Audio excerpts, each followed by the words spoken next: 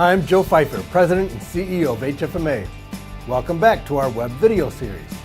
This month I'm talking about healthcare prices from a consumer perspective. Well, the issue certainly hasn't gone away. Consumers are more concerned about affordability than ever.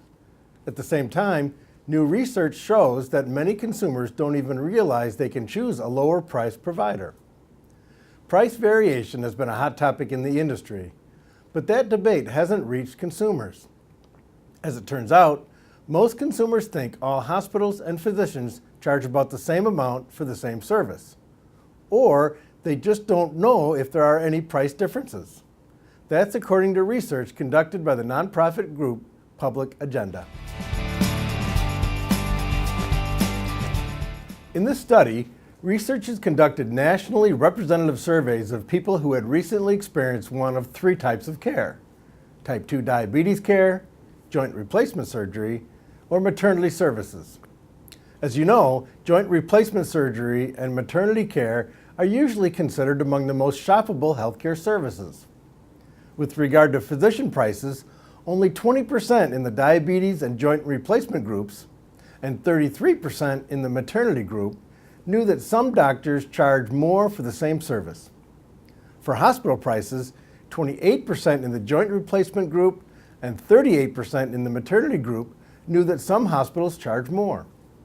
The rest said that hospitals and physicians all charge about the same, or they just didn't know. That's a good question. People expect prices to vary for everything else they buy. You might ask, why would they think healthcare would be different?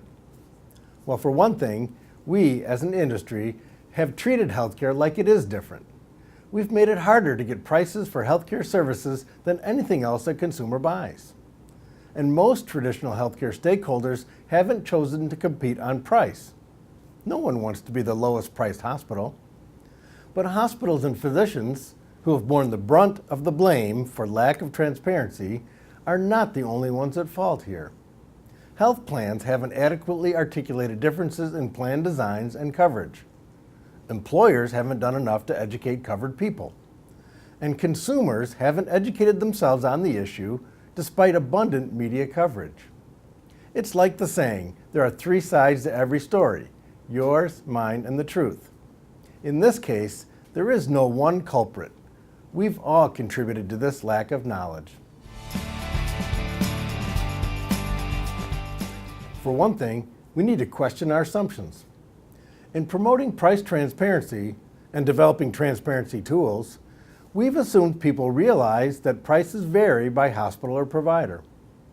People who think all physicians and hospitals charge about the same price, or who don't know if they do, are not going to use transparency tools.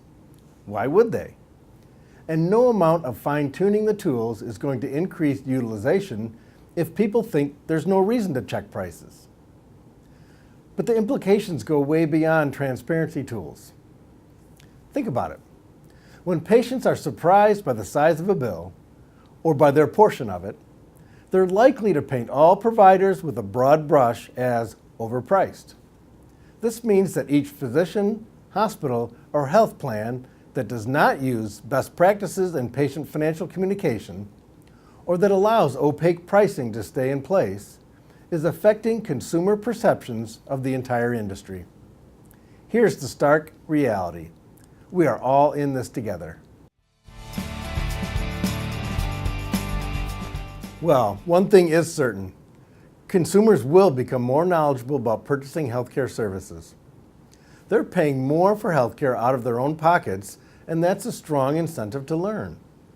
A vocal minority of consumers have figured out that healthcare pricing isn't like pricing in other sectors, and they're demanding transparency, not excuses. Other consumers are bound to catch up.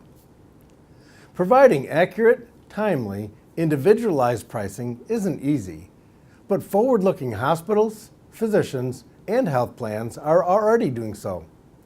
Others that commit to transparency and best practices sooner rather than later can approach this as relationship building, not defensive posturing or regulatory compliance. Instead of resisting consumerism, let's meet consumers where they are and work through this together. Thanks for watching. I'll see you next month.